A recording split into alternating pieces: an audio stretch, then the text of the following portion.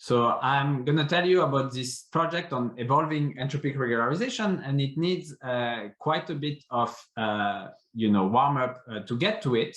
But we will see how far we can go. And let me also tell you right away that there are only 5 technical slides. Okay, so there are just 5 slides that you need to go through, and then surrounding it there's a little bit of motivation. But the meat of it is just 5 slides. Okay, so if you can power through it, you will maybe learn something.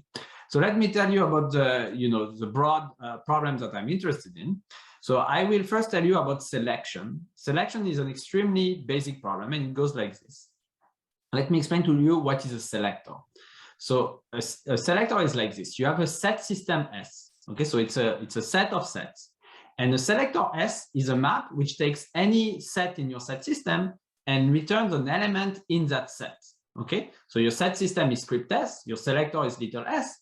And the property of a selector is that for any set capital S in script S, you have that little s of capital S is in capital S. That's what a selector is. Okay, this is extremely fundamental, very deep down in the foundations of mathematics. The axiom of choice is just about the existence of selector for general set system. Okay, so very, very basic. Of course, we're not going to talk about the axiom of choice. We are computer scientists, so we care about something much more concrete. And what we're going to care about is a case where our set system is made of sets in some nice space. So we have a ground set capital X. So capital X is the set of elements that my sets are made of. Okay, so capital X is a ground set. And again, in my set system, every set capital S is a subset of capital X. Now, if capital X has some extra structure on it, then you can ask, okay, can I get a nice selector? So again, in mathematics, you might ask, for example, if you have a measurable space, can you get a measurable selector? And this is, a very basic and important question that was answered 100 years ago. This is, again, not what we're going to talk about. Or, if you have a topological space, you might ask for continuous selector. What we're going to talk about is something much more concrete, which is a case where capital X is a metric space. Okay, so just think, for example, that you have a graph. Okay, and the metric is just the distance in the graph. Okay, in that case, having a nice selector. So if you have a graph, right, the set system, it's a set of subset of vertices, and in that case, being nice could mean being Lipschitz. Okay, I think that's the most natural definition of being nice. So what does it mean to be Lipschitz? It means my selector, if I present to it 2 sets, A and B, and if these 2 sets are close to each other in Hausdorff distance, and I will remind you in a second what is the Hausdorff distance. If you have 2 sets that are close to each other, then you would like that the selected element in the set A and the selected element in the set B are also close to each other. Okay, it's a very natural stability notion. It seems like the most basic thing you might want to ask. And let me remind you what is the Hausdorff distance. The Hausdorff distance, it has a very algorithmic definition. So the Hausdorff distance between a set A and a set B is defined as follows. It's the smallest distance you need to travel if you want to go from the set A to the set B, starting from the worst case starting point in A. Okay, so you start from the worst case starting point in A, and then you compute just how far do you need to move if you want to get into B. And of course, there is no order between A and B, so this is also symmetrized over A and B. Okay, good. So this is selection, very classical, and you can ask, what is a good Lipschitz constant that you can get for this problem. Now, what I'm going to talk about is an extension of selection to an online world. Okay, so now we're going to have an online problem where we're not going to have just, a set system and you're presented with a set and you have to select an element from that set, but you're going to be presented with a sequence of sets. So every day there is a new set, capital ST, that comes to you. And what you do is you have to select a point in that new set. Tomorrow there is another set that comes, you select a point in that new set. Okay, now an online selector. Okay, and think, in algorithmic terms, this is going to be my algorithm. The online selector is going to be my algorithm. The online selector, it's as before, except that it has memory. So it remembers, the sequence of sets that it has seen so far, and it has to output an element in the last set, in the last request. Okay, so another terminology is that my set capital ST is a request. Okay, I have a request set. I need to pick an element in that request set. Tomorrow I have another request. I need to pick an element, etc. Now, what I'm going to tell you is that this notion of Hausdorff smooth selection, you can very naturally generalize it to the online setting. And what you get is the notion of competitive ratio. So let me explain that to you. So for this online problem now, where you have a stream of sets that come to you, I think it's very natural to replace, this Hausdorff distance by what we call opt. So opt of a sequence capital S1 up to capital S capital T, it's the following quantity. I take the worst case starting point, row 1 in S1. Okay, so just like in Hausdorff distance, I start from the worst case starting point, and then from the worst starting point, what is the smallest total distance that I need to travel if I want to satisfy all the requests? So now I take the minimum over row 2 in capital S2 up to row capital T in capital S capital T of the sum of the distances between the selected elements. This is the optimal value. This is the smallest distance I need to travel if I want to satisfy all of those requests. Okay, so this is my notion. This is the right-hand side in my Lipschitz inequality. Okay, the Hausdorff distance is the best I could do kind of in hindsight. Okay, if I knew in advance the sequence of sets that I was going to face. And understand it's exactly like this. Here, the Hausdorff distance is really like, if in hindsight, I knew I would only need to select from A or from B, the Hausdorff distance is the best I can do in terms of the distance between those two selected elements. Okay, but the selector doesn't know A and B. It has to plan for all the sets in the set system. Okay, so now it's exactly the same thing, but online. And the distance between selected element between A and selected element of B is just replaced by the online version, which is, you have been presented the sequence capital S1 to capital ST. You are at some point. Now, I add a new set, capital ST plus 1. You select a new point, and you just compute the distance, and you sum over all time step. Okay, so now this Lipschitz bound of asking for this, online cost to be bounded by opt, this is exactly competitive ratio. Okay, so online Hausdorff smoothness is nothing but competitive ratio. Okay, so this is the kind of problem that we're going to solve. And on the next slide, I will tell you like all the classical problem in online algorithms, that they can be viewed exactly like this online selection problem for different set system. But maybe let me stop for 1 second or 5 seconds to see if there is a question on the setting, on what is the problem, what we're trying to do. We're trying to build these online selectors, okay, to have a small Lipschitz constant, to be very smooth. No questions? Mohit? Yeah. So you're only taking a max over the first choice, huh? The way you're defining it. Yeah. So this max is very small certainty, but it's just, for those of you who know about online algorithm, usually competitive ratio is you want to be smaller than a constant times opt plus another constant. And basically you can absorb the plus another constant into the max over the worst case starting point. Doesn't really matter, but yeah, it's just more elegant like this. Okay, great. So now maybe you've heard some of you about these problems: convex body chasing, metrical task systems, case server, layered graph traversal. So all of these problems are very classical online algorithm problems that were all introduced 30 years ago. They were all open for at least 25 years, and they can all be viewed exactly as online set selection. So let me go through them. So convex body chasing is maybe the most natural from the perspective of set chasing, which is that the set system is just a set of all convex sets in RD. Okay, so just, you have to, again, the problem, let me just be clear. The problem is like this. Today, I give you a convex set in RD. Please select a point in that set. Tomorrow, I give you another set another convex set in RD. Please select a point in that new convex set, and so on and so forth. And every day, you pay the distance between the point you selected on the day before and the point you select today. And you want to know, can you travel a total distance which is less than a constant times the smallest distance you could have traveled in hindsight if you knew in advance all the convex sets that you were going to face. Okay, so this was open in dimension. So this paper from Lineal and Friedman, which introduced the problem, solved it in dimension 2, and it was open in dimension 3 and higher, until I guess 3 years ago. Metrical task system is another extremely natural one introduced by Bordin, Lineal, and Sachs in '92. This is where the set system is just all subset of some finite metric space of size n.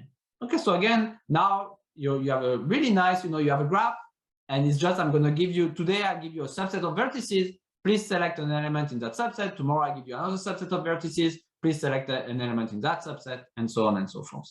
Okay, and I will tell you a little bit about what we know about this problem. And I won't explain the terminology metrical task system just because I don't have much time. But you know, anyway, I won't explain it, but it's a very nice problem. Layered graph traversal, again, same thing. I'm not going to explain to you the terminology. This was introduced by Papadimitriou and Yanakakis in '99 with motivations from robotics and exploring an unknown environment. You know, if you go and look at the definition of layered graph traversal as they introduced it, it's very natural to see how, you know, it maps to exploring an unknown environment. Maybe you don't see it in my formulation, but the two formulations are completely equivalent. So my formulation is that layered graph traversal is just the problem I introduced on the previous slide of online selection, when the set system is a set of all sets of size k. So notice it's a little bit scary right now. All sets of size k. There is no background metric space. It's just any set of size k. I present you a set of size k. You know, if you want, you can think that the background metric space is a space of all metric spaces, right? So it's really kind of, you know, very scary, but very, very basic. And finally, K-server. K-server is kind of the dual of layered graph traversal. So in K-server, the set system is all sets of size 1. You just get a request, which is a single point.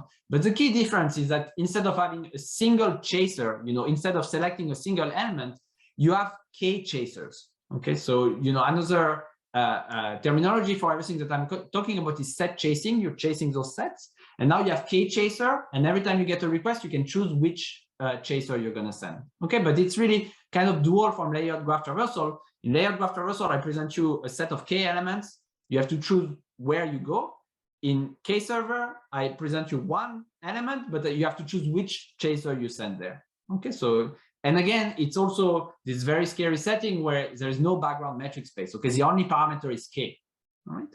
So in all of those things, the parameters that we care about are D, N, and K. And you would like to have a competitive, you would like to understand what is the best competitive ratio, what is the best Lipschitz constant for online Hausdorff smooth selection as a function of those parameters.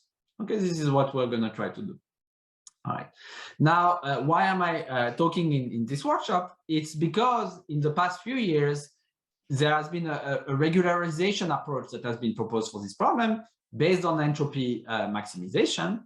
And what I will try to tell you, to focus on today, is to remind you what is this entropy maximization approach for this problem, and to explain how you can hope to apply it to problems like layered graph traversal and K-server. Okay, and maybe forget about K-server, you know, for now, because it's compounded by many other things. But let's say just for layered graph traversal, if you wanted to apply something like entropy maximization, it's very unclear how you're going to go about it, because you have no idea how to compute entropies, in the sense that your definition of entropy, of course, needs to depend on the metric space that you're facing.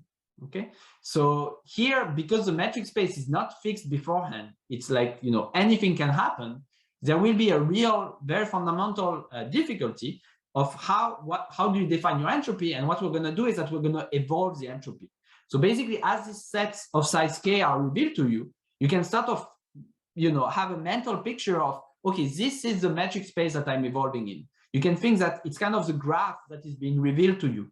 And as the graph is being revealed to you, you can start to build an entropy functional that is respectful of the distances in that graph. So on the contrary to what was done before for convex body chasing, for metrical task system, or even for K-server, in fact, is that the key difference is now the entropy is going to evolve, and you need to take care of that in your analysis. Okay, so this is what I'm going to try to explain. And maybe I want to mention at this point the paper by James Lee from 2018, where he was the first one to try to use this approach of evolving an entropy for K-server. And this approach had some difficulties, but now, you know, in our new paper in 2022 with Christian Koester and Yuval Rabbani, we're able to really apply this to layered graph traversal and to solve optimally that problem. Okay, so this is what I'm going to tell you about. Any question on this slide?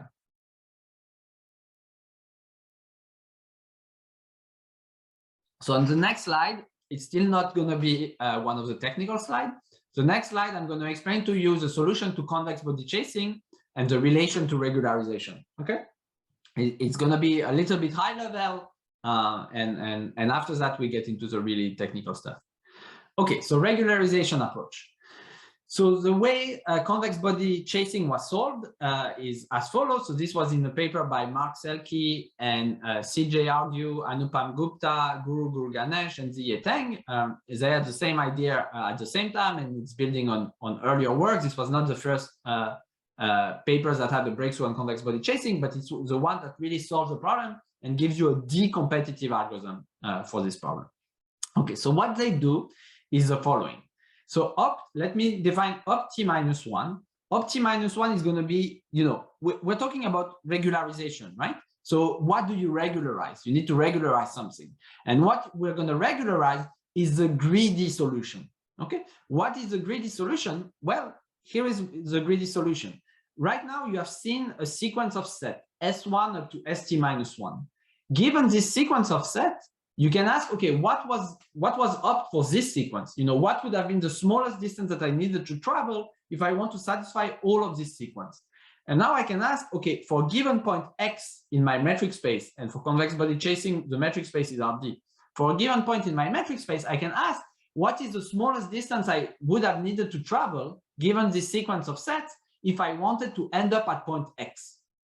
Okay, so opt minus one of X is nothing but the smallest, it's the value of the optimal program to satisfy all the requests and end up at point X. Okay, so if the game were to stop now, opt would just minimize this function. Okay, but of course the game is not going to stop now. The game is going to continue, and we're going to see more sets. Okay, but the greedy solution, I think, arguably, would just be to minimize opt of t minus one of X. This is a greedy algorithm, to just minimize, to just be at the location where, given everything I have seen so far, I would have needed to travel the least possible. Okay, but this is very bad because it can really anyway, this is very unstable. Okay, it's pretty easy to imagine that this is very unstable. So what we're going to do is that we're going to regularize, and the way they regularize is with this brilliant idea, absolutely beautiful, but rooted in very deep mathematics, two centuries old mathematics that I will very, very briefly tell you about. So the idea is to regularize by a random linear function. So you have this, this is actually a convex function in the case of convex body chasing. And what we're going to add is we're not going to minimize this because this would be very unstable. We're going to minimize this plus a random linear function. So theta.x, where theta is just a random direction on the sphere. Okay, and so this, minimizing this with a random function, this would be a randomized algorithm. But because everything is convex, you can always average and just get something better. So instead of just playing that random point, which depends on theta, we're going to average over all the possible direction and output the decision, which is the average decision. Okay.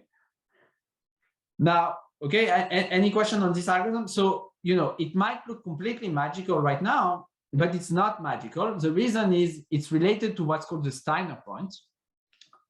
So I'm just looking at the time.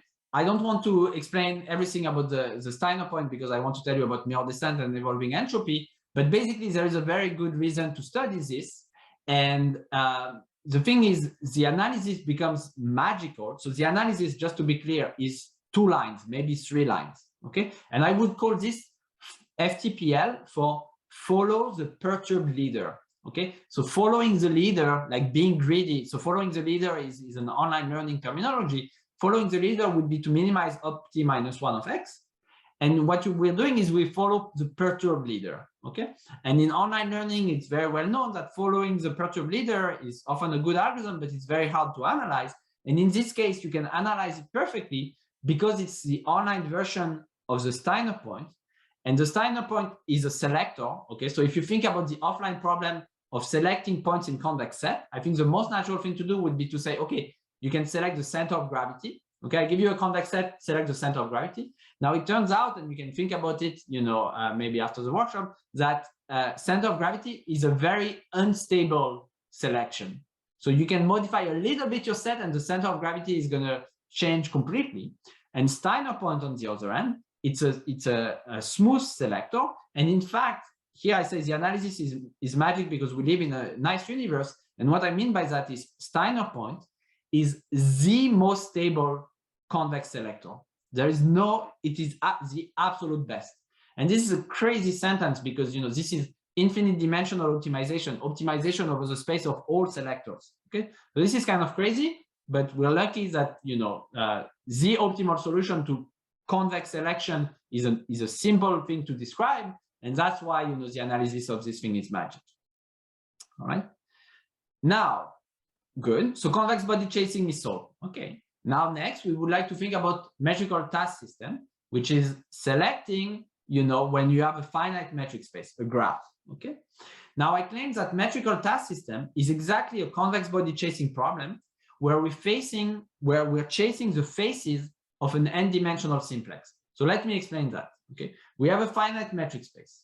Now I'm going to be thinking about a randomized algorithm. So I'm not going to tell you exactly where you need to be when I select an element, but I tell you a probability distribution. Okay. So I have a probability distribution over n elements. That's nothing but a point in the n-dimensional simplex. Okay. So we're going to move a point in the n-dimensional simplex. Now, when I tell you in the metric space, in the graph, I give you a subset of vertices, and I tell you, please select an element in that subset of vertices. From the probability distribution perspective, you just need to select a probability distribution which is supported on this set of vertices, which is just a face of the simplex. It's a set of coordinates. I'm telling you a set of coordinates that your probability distribution needs to be supported on. Okay, so I just give you a face of the n-dimensional simplex. So every day, when I give you a subset of vertices in the metric space, it's as if I was giving you a face of the n-dimensional simplex, and you just are moving, your probability distribution into that face. So you're really chasing faces of n-dimensional simplex, which is nothing but a very special convex body chasing problem. Now, the key is we want, I just told you that you can be d-competitive for convex body chasing, which means n-competitive in this case. But the magic is in this, probability perspective, you now want to be log n competitive. And this is very similar to what we saw this morning in the first three talks, of Poincaré versus, log Sobolev inequalities. It's this, n versus log n. That's exactly, the kind of the same thing. And you can think that Steiner point up there, it's kind of Euclidean, like Poincaré. And to get log n, we're going to do something more entropic, like log Sobolev. Okay, so this is kind of the parallels there. Okay, good.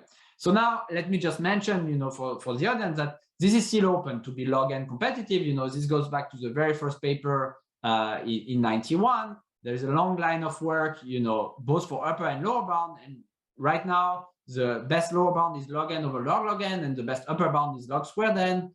And, getting to the final answer here is a fascinating question. And maybe I can say that we have progress on this, and I think we have the solution to it. It will be online soon. Okay, but let's go back to what we want to talk about here, which is regularization.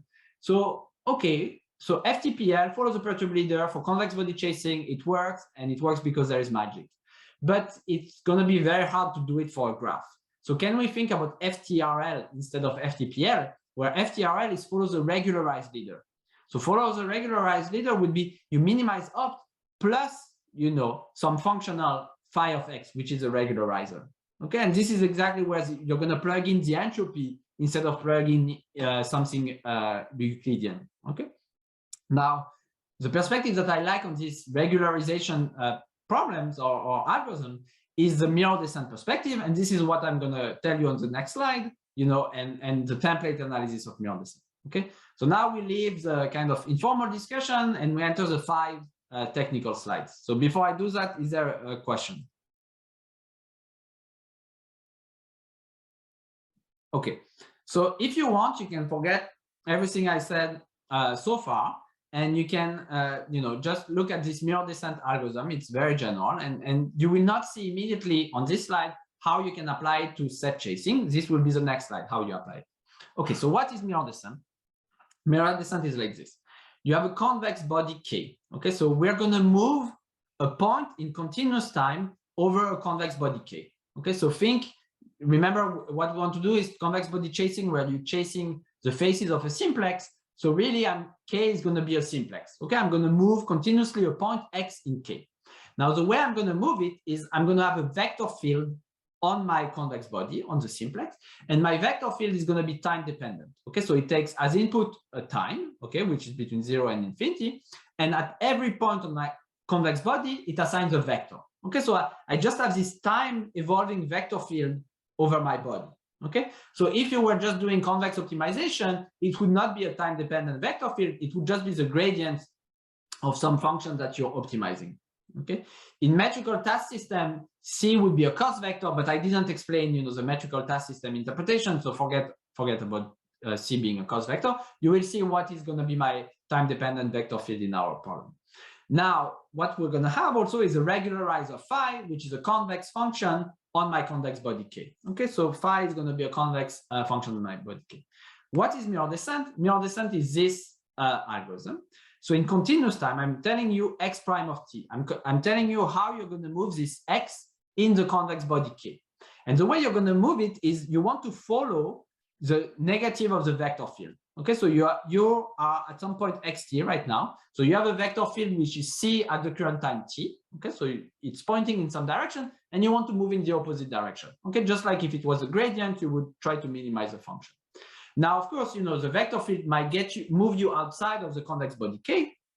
So you just remove the component along which you cannot make progress. And by this, what I mean is you just have the Lagrange multipliers that ensures that you stay in the convex body. Or another perspective is you just add a point in the normal cone where you are, okay, right now. So I don't have time to explain this normal cone in more details, but it's just a Lagrange multiplier that allows you to stay in the convex body all the time. So this, if I were to remove this first part that I haven't explained yet, the Hessian, it's kind of like gradient descent, projected gradient descent. Okay, I just stay in my convex body and I move along this vector field, which is changing over time. But now the key innovation of mirror descent is that you add this Hessian term. Okay, so it's as if the speed at which you were moving depends on where you are. Okay, you're changing the geometry so that the speed at which you're moving in every coordinate depends on this Hessian term. All right, so this is a mirror descent algorithm. Seems very abstract, very general. What are you going to do with this? Now, the key point is that it comes with a potential. Okay, and you can analyze. We're going to be able to analyze what this algorithm does through this potential. So the potential is a Bregman divergence of what I call the mirror map, the regularizer phi, between some fixed point y and x.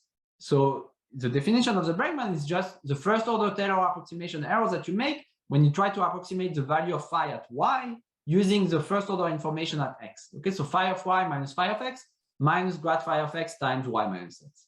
And the point is there is a one-line derivation, which I'm not going to do right now. Okay, it's very simple. I'm not lying anywhere on this one line. Okay, it's just one line, which tells you how to track the time derivative of the Bregman divergence between x of t. So x is moving according to mirror descent and some fixed point y. So let me just reorganize this inequality and write it like this. So what this inequality says, what the potential analysis says, is the following. If I look at my current point x of t, and I take the inner product with the vector field where I'm at now, okay, and this is where the cost interpretation is useful. If you think of C of the vector field as a cost vector, this is the cost of your current decision. So the cost of your current decision, C of t, x of t, inner product with x of t, this is the Euclidean inner product, just a natural inner product. This is bounded by C times y. So you can think of y is going to be kind of opt. Y is going to be where, the optimal algorithm, which knows in hindsight all the future where opt is right now. And what you want to say is your cost is bounded by the cost of opt. Okay, so for those of you who know about online learning, this is kind of a regret guarantee. Your regret with respect to the point y is negative in this case. Okay, so you just have no regret. Well, of course, you don't have literally no regret.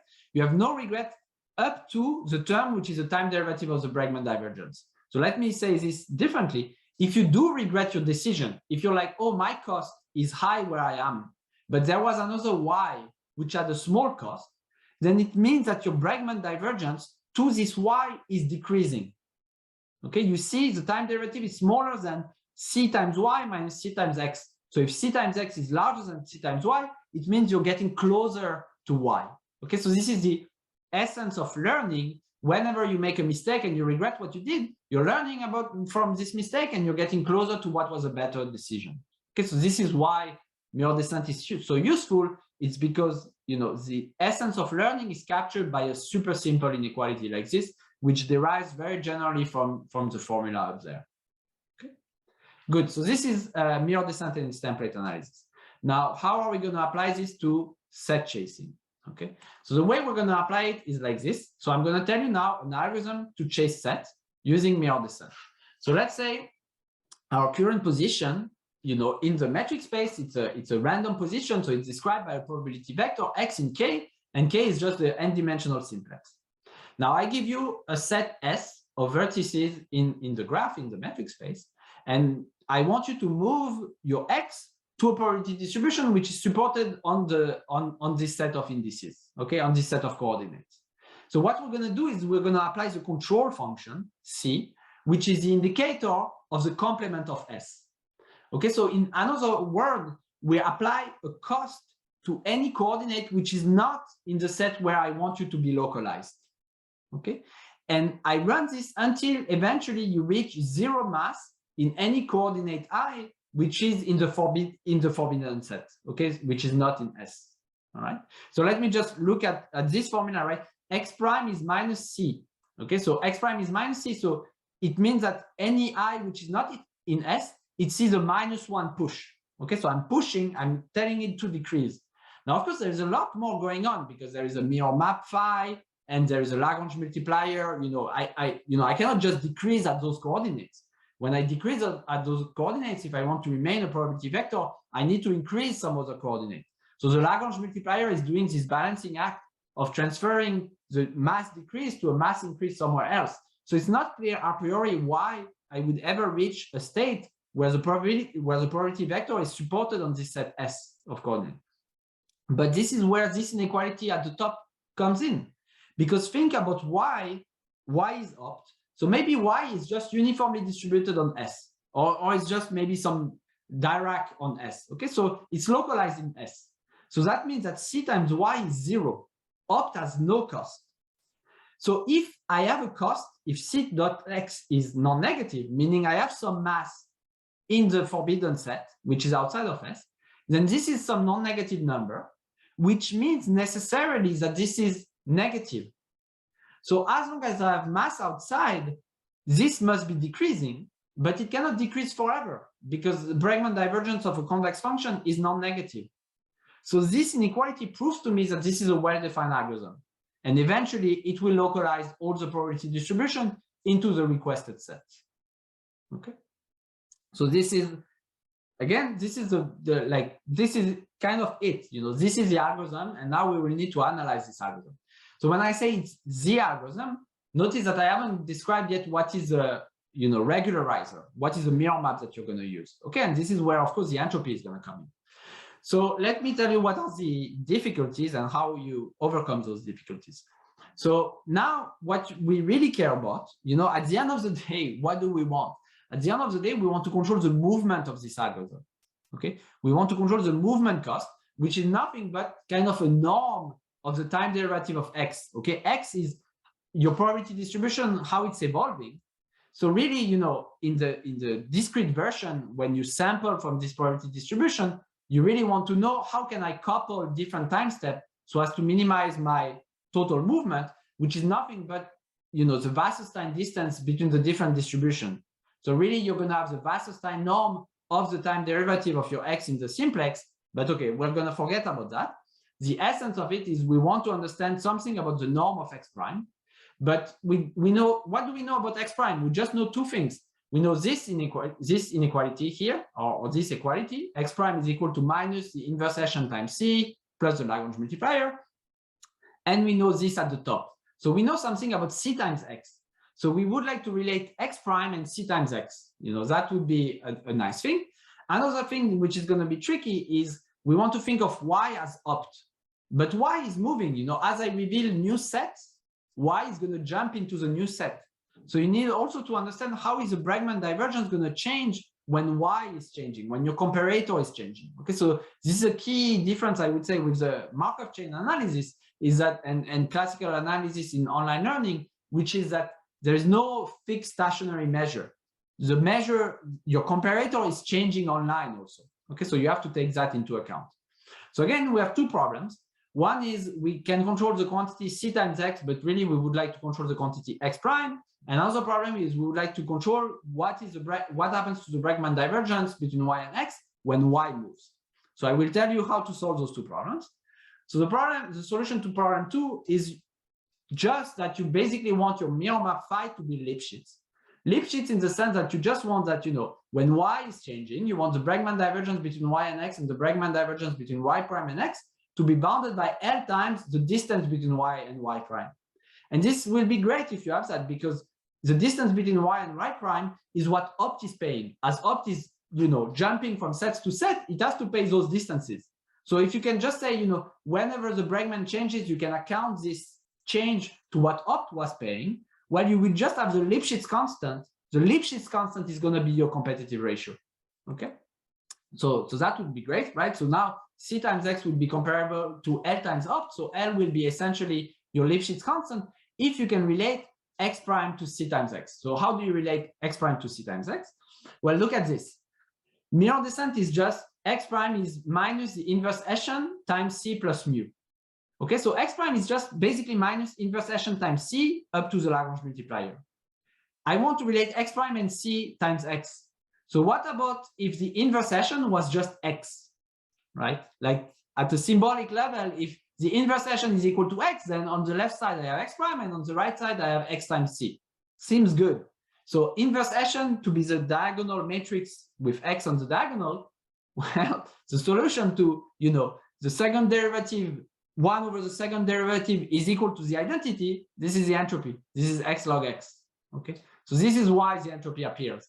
The entropy appears because you want to relate the movement x prime to the cost c times x, and the cost itself is related to opt. Okay, so you get xi log xi. Okay, entropic regularization naturally comes in. So of course now we have some extra problem, which is we need to understand the movement induced by the Lagrange multiplier. Right here, the solution to problem 1 only takes care of part of the equation. I'm going to ignore that. This is very important but difficult. Here is a more fundamental problem.